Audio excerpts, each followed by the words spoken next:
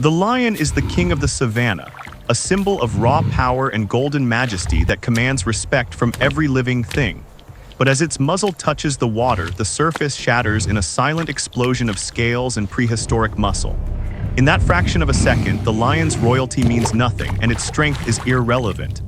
This is not a battle of equals, but a collision between a modern predator and a biological machine that has remained unchanged for millions of years. The real danger in the wild isn't the animal itself, but the human decision to step closer anyway. We live in a world where we believe our technology and our intelligence place us outside the food chain. We see nature as something to be managed, a backdrop for our own stories and ambitions. Yet deep in the swamps and river systems of the world, ancient predators don't chase relevance or seek our attention. They simply persist, existing in a state of cold, calculated indifference that our human minds find difficult to grasp. Today, we explore the masters of the water, the crocodilians that have watched empires rise and fall without ever changing their tactics. This is a journey through the evolution of perfection, where survival is not about adaptation, but about staying exactly the same. We will look at why these creatures are the final answer to the question of what it means to be a predator.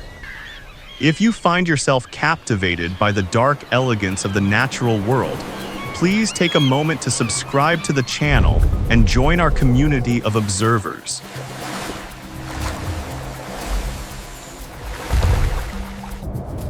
Consider the American alligator, a creature that is often seen as a familiar icon of the southern wetlands. It is a relic of a lost world that outlived mass extinctions by doing absolutely nothing differently. While other species struggled to adapt to a changing climate, the alligator simply waded in the mud, breathing through the ice if necessary. Today, it is deeply embedded in human spaces, found in suburban ponds and on manicured golf courses. It does not exist as an invader, but as a constant reminder that the wild is never truly gone.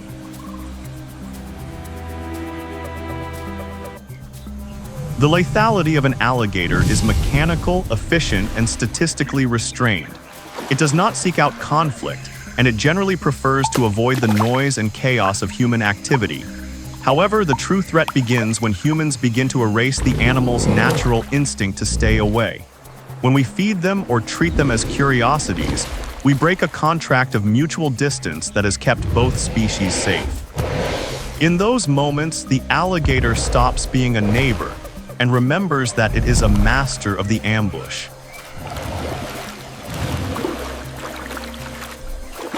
As we move from the ponds of Florida to the vast coastlines of the Indo-Pacific, the scale of danger expands dramatically. The saltwater crocodile is not just a larger version of its cousins, it represents the invisible ownership of the water. This is an apex predator that does not merely defend a small patch of territory. It occupies the entire environment, from inland freshwater rivers to the open, salt-sprayed reaches of the ocean. It is the largest living reptile on the planet, a living dinosaur that views anything that moves as potential prey.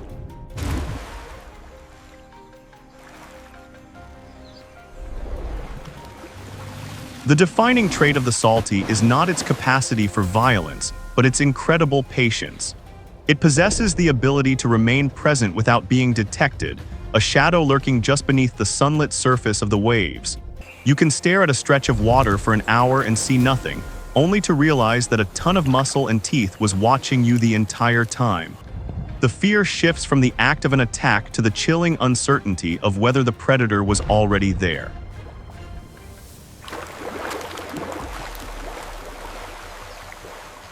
In the heart of Africa, the danger offered by the Nile crocodile becomes something institutionalized. Here, the predator is woven into the very belief systems of the people who live alongside the great rivers. For thousands of years, these animals were not just feared, they were worshipped and accepted as a fundamental part of the landscape. In ancient times, the god Sobek represented both the fertility of the Nile and the terrifying power of the crocodile. To live near the water was to acknowledge that life and death were separated by a very thin line.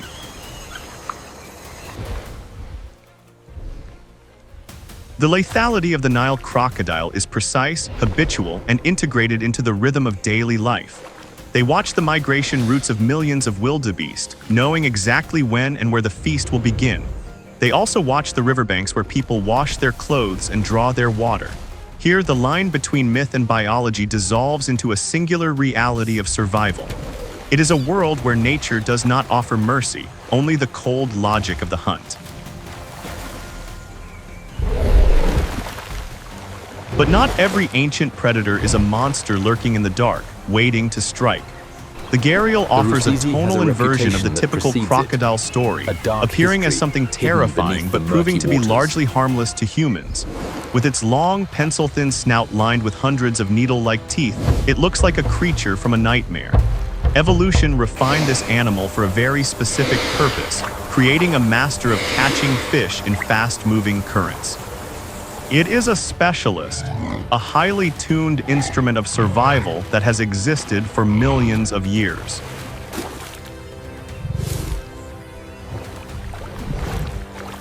The tragedy of the Gharial is that while evolution perfected it for nature, human systems have erased it through neglect.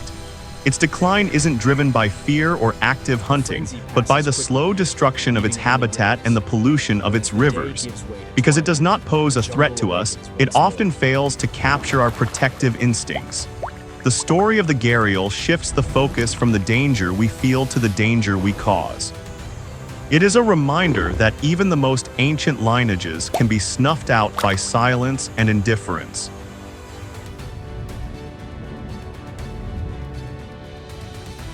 In the crowded riverbanks of India and Sri Lanka, another story of coexistence emerges with the mugger crocodile. This species doesn't try to avoid humans, it has learned to integrate its life with ours.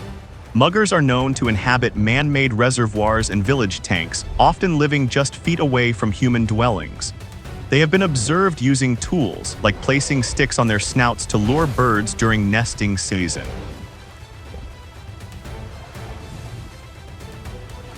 This intelligence allows them to navigate a world dominated by people, creating a fragile and uneasy balance. This coexistence is not built on comfort, but on a ritual that replaces active fear with a cautious understanding. The locals know where the crocodiles bask, and the crocodiles know when the humans are most active. However, we must ask ourselves if this truly represents harmony or if it is simply a normalized risk.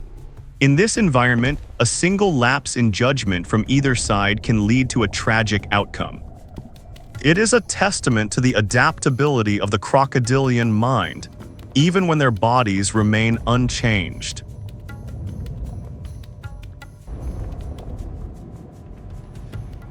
In the isolated wetlands of the Caribbean, the Cuban crocodile introduces a different kind of threat: intelligence. While most crocodilians are ambush hunters that rely on the water, the Cuban crocodile is a terrestrial athlete. It has longer legs and a more aggressive temperament, capable of galloping across the ground with surprising speed. Researchers have observed what appears to be coordinated hunting behavior, where individuals work together to corner prey. The ground, which we usually consider a safe haven from water predators, is no longer neutral territory.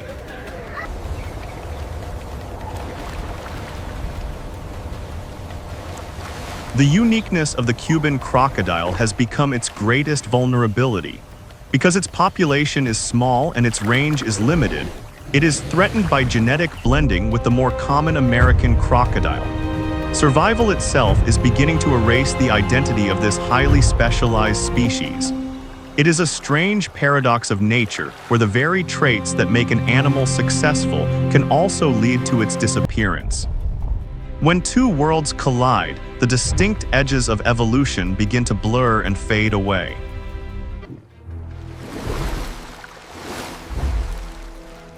Deep in the Amazon basin, the black caiman proves that the environment itself can be a predator. In the flooded forests and dark lagoons, the water is the color of strong tea, and the light rarely reaches the bottom.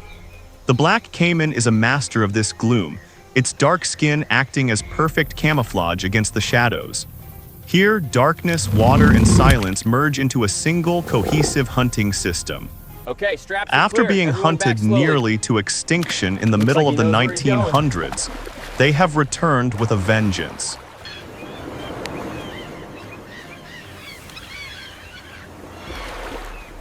Perspective on the black caiman depends entirely on who is looking at it. To a traveler from the city, it is a prehistoric monster that embodies the terrors of the jungle.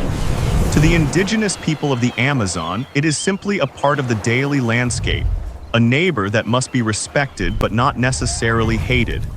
They have watched these giants return to their full size, some reaching lengths of over 5 meters.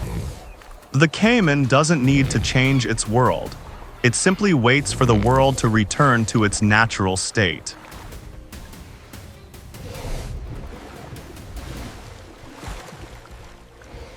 Sometimes the narrative narrows from an entire species down to a single terrifying individual. In the Rusizi River of Burundi, there lives a Nile crocodile known as Gustav. He is estimated to be over 60 years old and is rumored to have claimed the lives of over 300 people. Gustav is an exception that breaks every pattern we think we know about animal behavior. He is too large to hunt small, fast prey, so he has turned his attention to larger, slower targets.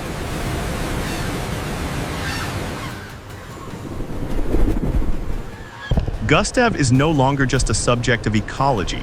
He is a figure of recognition and legend. He has been seen with multiple bullet scars on his hide, living evidence of his encounters with human violence. He does not behave like a normal crocodile that kills for hunger alone. Some say he kills out of a learned territorial aggression. In the story of Gustav, survival becomes a binary choice decided by selection rather than chance. He represents the moment when nature stops being a system and becomes a personal, formidable adversary.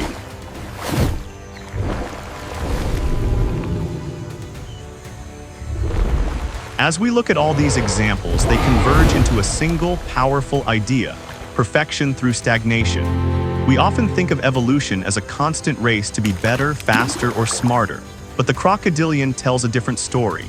They found a design that worked 250 million years ago and they stayed with it. While mammals grew hair, developed complex social structures, and eventually built cities, the crocodile remained in the water waiting.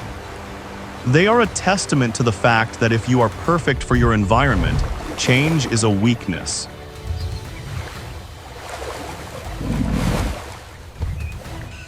Human systems, whether they are religion, industrial expansion, or conservation efforts, circle around these animals but never truly alter them.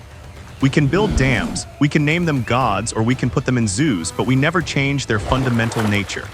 The final realization we must face is that these animals do not acknowledge us as the masters of the earth. They do not care about our technology, our stories, or our sense of self-importance. They never needed to acknowledge us because, in their world, we are just another form of movement on the bank. But look at the November data. They are actively utilizing the sticks, precisely calibrated to the nesting season.